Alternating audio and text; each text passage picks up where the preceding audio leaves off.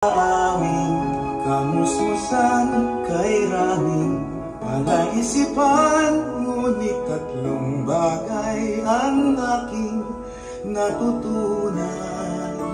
Ang pag-asa'y walang hanggan, pag-ibig ay walang hadlang, at lilipad ang saranggola sa ulan.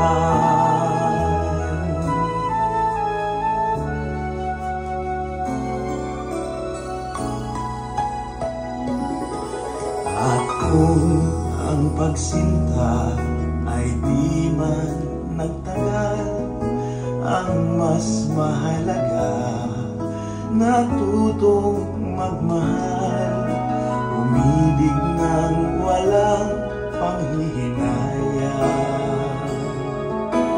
Kahit malamang na masaktan,